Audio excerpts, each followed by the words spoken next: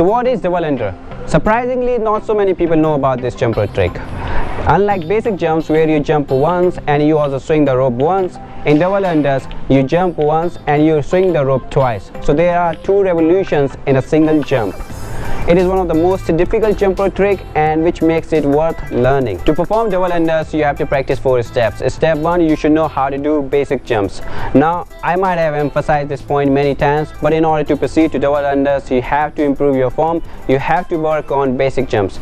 There are 3 points that you should remember while performing basic jumps. First one, you should not jump too high. Second one, keep your hands close to your waist and swing the rope using your wrist, not your hand. In the second step, I'm going to talk about the beginner's mistake. Physically, if you look at double unders, there are only 2 requirements to perform it. First one, that you should jump high. Second one, that you should swing the rope really fast. To get the first requirement, most of the beginners will jump too high, but they will bend their knees, losing the form, and when they land on the ground, they will hurt their knees in the long run. To get the second requirement, most of the beginners will swing the rope really fast, but they will move their wrist away from their waist, hence losing the form again, and that should be avoided. Moving on to the third step, will create a rhythm. Instead of practicing arduously, we'll perform basic jumps 3 times and then we'll try to perform double unders. Let me show you what I mean by that. We'll start with the basic jumps. 1, 2, 3. Now what just happened?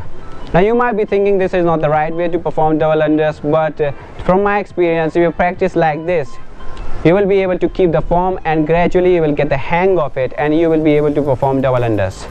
Let's try it again. We'll start with the basic jumps. 1, 2, 3.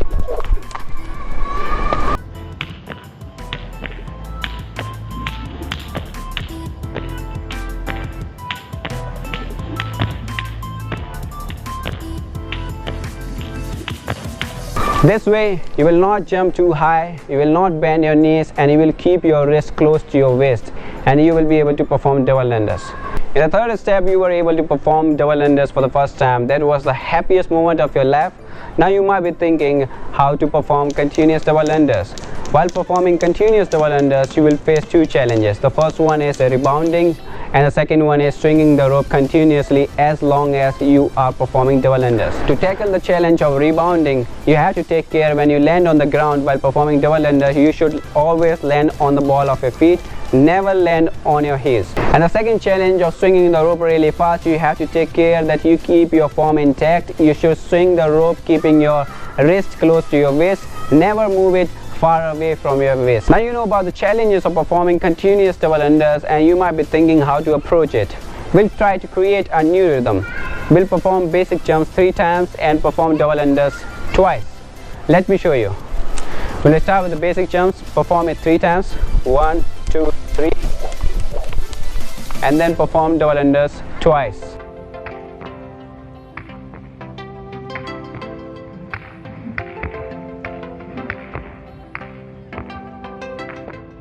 Gradually we'll build upon that. We'll increase the number from 2 to 3 and then 4, and we'll be able to perform double unders continuously. Guys, I have shared with you some tips and a way to approach double unders.